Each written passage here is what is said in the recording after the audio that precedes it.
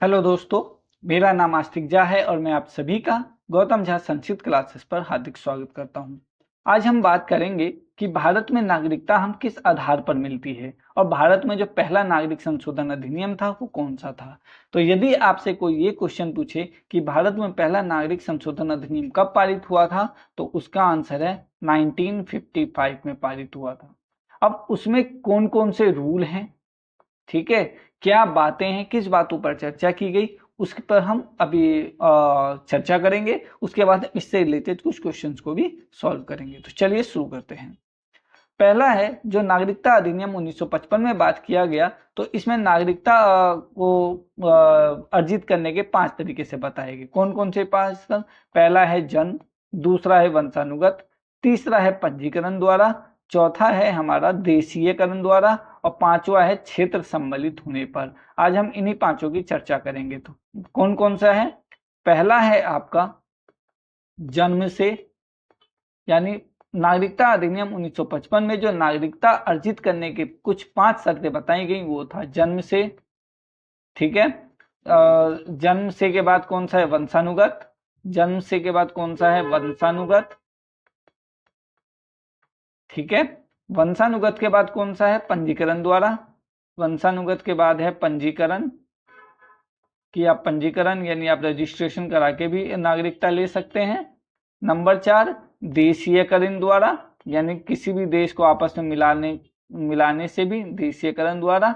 और तीसरा है कोई भी एक, यदि हम किसी भी देश का या अपन किसी बाहरी क्षेत्र का कोई नया क्षेत्र सम्मिलित करें, उसका नया क्षेत्र सम्मिलित करने पर तो उस क्षेत्र के वासियों को भी हम नागरिकता दे सकते हैं। नया क्षेत्र सम्मिलित करने पर, नया क्षेत्र सम्मिलित करने पर, ठीक है। इन 5 तरीके से 5 शर्तें रखी गई कि भारत में रहने वाला या भारत से बाहर रहने वाला कोई भी व्यक्ति को नागरिकता इन 5 शर्तों के आधार पर दी जा सकती है। अब चलो इन पांचों की बात कर लेते हैं। पहला है जन्म से। जन्म से का मतलब क्या है? 26 जनवरी 1950 को या उसके बाद, किंतु 1 जुलाई 1987 से पहले, यानी 30 जून तक जो भी भारत में जन्मे हैं सभी व्यक्ति भारत के नागरिक होंगे, एवं 1 जुलाई 1987 को या उसके बाद, लेकिन नागरिकता संशोधन अधिनियम 2003 के लागू होने के पहले जन्मा बच्चा भारतीय नागरिक होगा। यदि उस दौरान उसके माता पिता में से कोई भी एक भारतीय नागरिक हो तो भी उसे एक भारतीय की नागरिकता मिल जाएगी। तो डेट इंपोर्टेंट याद रखनी है कि डेट है 26 जनवरी 1950, 26 जनवरी 1950 और 1950 के को या 1 जुलाई 1987 से पहले, 1 जुलाई 1987 से पहले जन्मा कोई भी व्यक्ति, से पहले जन्मा, से पहले भारत में जन्मा, ये बात याद रखना है। पहले जन्मा अलग बात है, भारत में जन्मा एक बात है, ठीक है। जन्म यदि किसी दूसरे देश में या किसी दूसरे क्षेत्र में हुई है तो उसे भारत की नागरिकता इस आधार पर नहीं मिलेगी। तो भारत में, पहले भारत में जन्मा सभी व्यक्ति भारत के नागरिक होंगे। तो आप ये बात अब ध्यान रखेंगे, ठीक है। या उसके बाद, लेकिन नागरिकता संशोधन अधिनियम 2003 के लागू होने के पहले जन्मा बच्चा भारतीय नागरिक होगा यदि उस दौरान उसके माता पिता में से कोई भी एक भारतीय नागरिक हो, ठीक है। तो एक इंपॉर्टेंट फैक्ट, ये मोस्ट इंपॉर्टेंट लाइन है, 26 जनवरी 1950 को या 1 जुलाई 1987 से पहले जन्मा भारत में जन्मा सभी व्यक्ति या भारत में जन्मे सभी व्यक्ति को भारत की नागरिकता मिल जाएगी। वो भारत का नागरिक स्वतः ही है। दूसरी बात क्या करता है? नागरिक संशोधन अधिनियम 2003 के लागू होने के बाद वह बच्चा जिसके जन्म के समय माता पिता दोनों भारतीय हों अथवा जन्म के समय दोनों में से कोई भी एक भारतीय नागरिक हो तथा दूसरा अवैध प्रवासी ना हो तो भारतीय नागरिक माना जाएगा। कहने का मतलब यह है कि नागरिक संशोधन अधिनियम 2003 जब से लागू हुआ तो उसके बाद, यानी 1 जुलाई 1987 के बाद कोई भी बालक यदि जन्म लेता है तो उसकी नागरिकता 2 ही आधार पर दी जाएगी, या तो उसके माता पिता दोनों भारतीय हों या एक मतलब एक भारतीय हो और दूसरा विदेशी हो। लेकिन हाँ, विदेशी होने की शर्त यह है कि वो अवैध रूप से प्रवासी ना हो, अवैध रूप से वीजा लेकर आया हो तो उसे भी भारत की नागरिकता मिल जाएगी, ठीक है। आशा करता हूं आपको ये बात समझ में आया होगा। चलो पंजीकरण, अब दूसरा पढ़ते हैं कि वंशानुगत से, ये हमने पढ़ लिया कि जन्म के आधार पर कैसे आपको नागरिकता मिलेगी। अब दूसरा है वंशानुगत के आधार पर।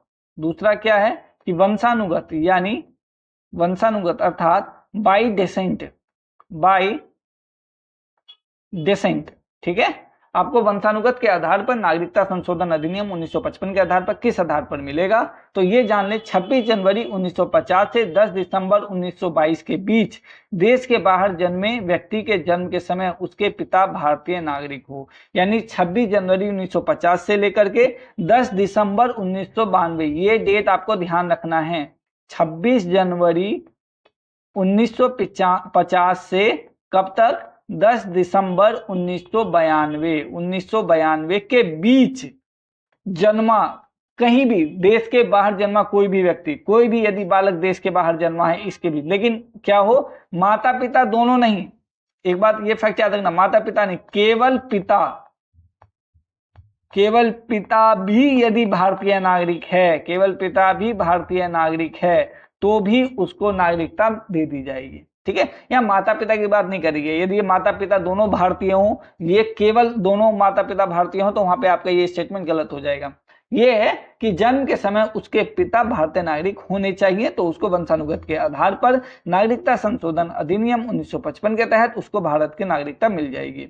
दूसरा क्या है, 10 दिसंबर 1992 को या उसके बाद देश के बाहर जन्मे व्यक्ति के जन्म के समय माता अथवा पिता में से कोई भी एक भारतीय नागरिक हो। और दूसरी बात क्या गई, एक बात है 26 जनवरी 1950 से 10 दिसंबर 1992 के बीच, उसमें बस एक ही शर्त है, एक ही कंडीशन है कि यदि कोई भी देश के बाहर जन्मा है तो उसके पिता भारतीय होने चाहिए। और 10 दिसंबर 1992 के बाद यदि किसी बच्चे का जन्म हुआ है देश के बाहर, तो उसके माता या पिता दोनों में से कोई भी एक भारतीय नागरिक होने चाहिए। दोनों हो तो बहुत अच्छी बात है, लेकिन दोनों में से कोई भी, चाहे माता चाहे पिता, कोई भी एक भारतीय नागरिक हो तो भी उसे वंशानुगत के आधार पर भारत की नागरिकता दे दी जाएगी। नागरिक संशोधन अधिनियम 1955 में ये बात कही गई थी।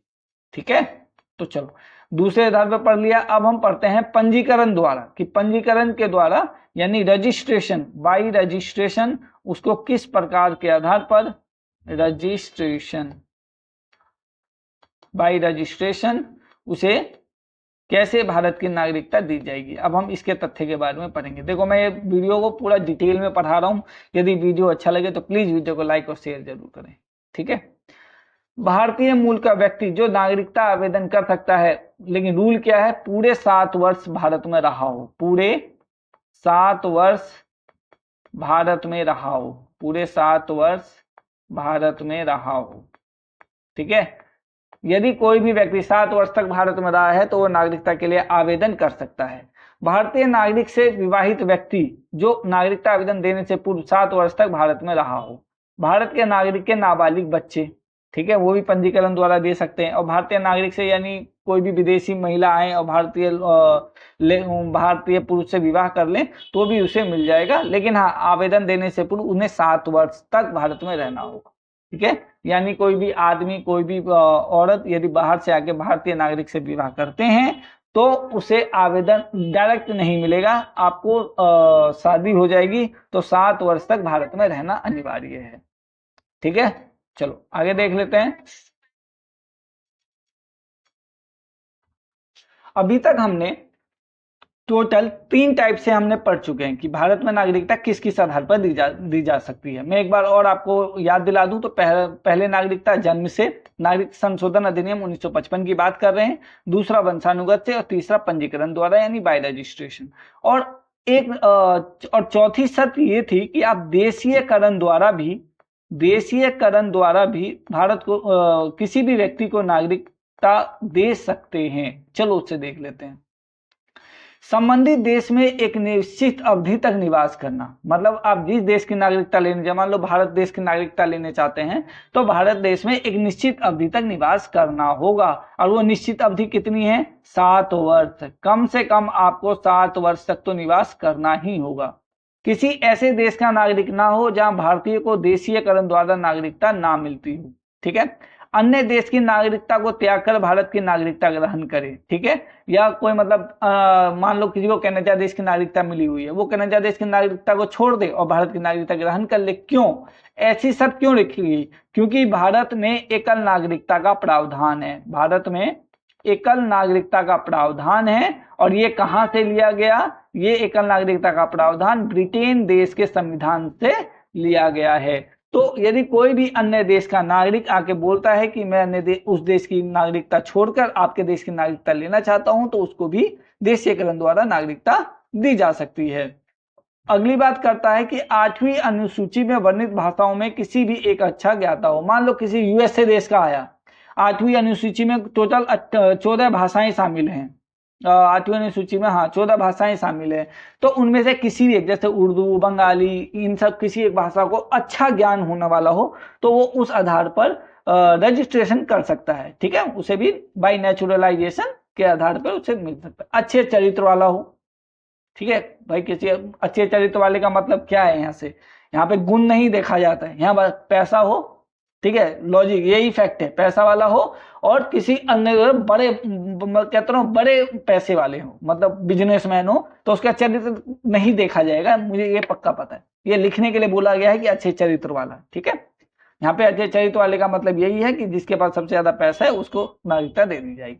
लेकिन फिर भी लिखने के लिए तो हम नहीं लिख सकते हैं ना, तो गुड नेचर वाला, गुड कैरेक्टर वाला इंसान को भी नागरिकता दे दी जाएगी, ठीक है। और इसमें लास्ट फैक्ट क्या है? एक विशेष उपबंध के तहत यह छूट दी गई है कि यदि कोई व्यक्ति विज्ञान, दर्शन, कला, साहित्य, विश्व शांति या मानव विकास के क्षेत्र में विशेष कार्य कर चुका हो, तो उसे उपयुक्त शर्तों को पूर्ण किए बगैर भी देशीयकरण के द्वारा नागरिकता दी जा सकती है। इस प्रकार से नागरिक बने प्रत्येक व्यक्ति को भारत के संविधान के प्रति निष्ठा की शपथ लेनी होगी, ठीक है। जैसे किसी को नोबेल पुरस्कार मिल रहा है, विज्ञान हो गया ना, उसमें नोबेल पुरस्कार मिल रहा है। कोई मेडिकल क्षेत्र में ज्यादा वो है, जो मतलब शांति के क्षेत्र में बहुत अच्छा काम कर रहा है, ठीक है। किसी देश का मतलब मान लो कोई किसी देश का प्रेसिडेंट और वो भारत की नागरिकता लेना चाहता हो, तो उसे मिल जाएगा भारत का नागरिकता, ठीक है। तो किसी भी एक क्षेत्र में निपुण व्यक्ति को देशीयकरण द्वारा भी ये ऊपर की जितनी शर्तें हैं ना, इन सभी शर्तों को पूरा किए बगैर भी दिया जा सकता है। जैसे 7 वर्ष पूरा करने वाला व्यक्ति ही पंजीकरण कर सकता है, तो उसको उनमें छूट मिल जाएगी। उसके दोनों माता पिता, जो भी माता पिता हैं, वो यदि भारतीय नहीं है तो उस आधार पर भी उसे भारत की नागरिकता मिल जाएगी। तो आपको ये बात ध्यान रखनी। और ये लास्ट बात कि क्षेत्र सम्मिलित होने पर भी आपको भारत की नागरिकता मिल जाएगी। यदि भारत तो अहिंसा धर्म को मानता है। भारत मतलब कभी भी दूसरे पर हमला नहीं करता सामने से, ठीक है। वो तो मित्रता की बात करता है, और करते हैं, हम मित्रता की बात करते हैं। लेकिन फिर भी यदि कोई नया क्षेत्र, यदि कोई नया आइलैंड हमें मिलता है जो किसी देश के अधीन नहीं है, और उस देश के नागरिक यदि हम हमारे देश से जुड़ना चाहते हैं, ठीक है, तो उस क्षेत्र में जितने भी निवास करने वाले लोग होंगे उनको भारत की नागरिकता दी जाएगी, भारतीय नागरिकता दी जाएगी, ठीक है। तो आज हमने किसके बारे में चर्चा किया? हमने चर्चा किया है नागरिकता संशोधन अधिनियम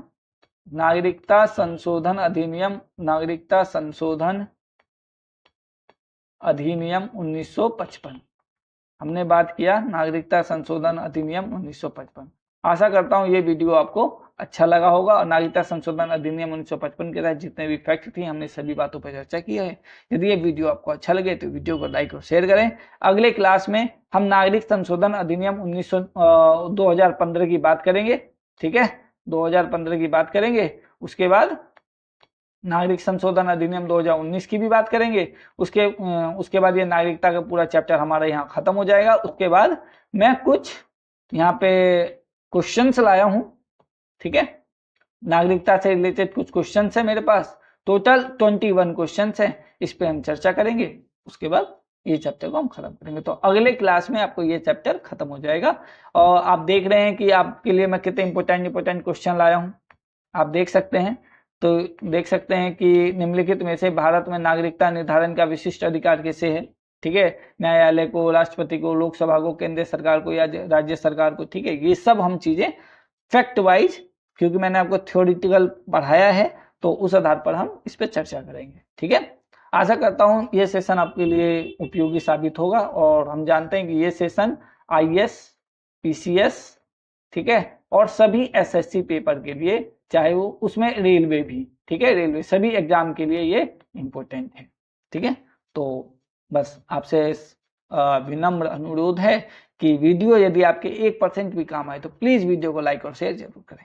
ठीक है, क्योंकि आप यदि हमें हेल्प करेंगे तभी हम सब आगे बढ़ सकते हैं। ठीक है, चलिए इसी उम्मीद के साथ कि आप अच्छे से पढ़ाई करेंगे, ठीक है, और आसपास लोगों का ध्यान रखेंगे, अपने नागरिक भारतीय नागरिक होने का फर्ज अदा करेंगे। इसी आशा के साथ मैं आप सभी को आज की क्लास सादर अभिनंदन करता हूं। ठीक है, अगली क्लास में हम मिलते हैं जल्द। ठीक है, जय हिंद, जय भारत।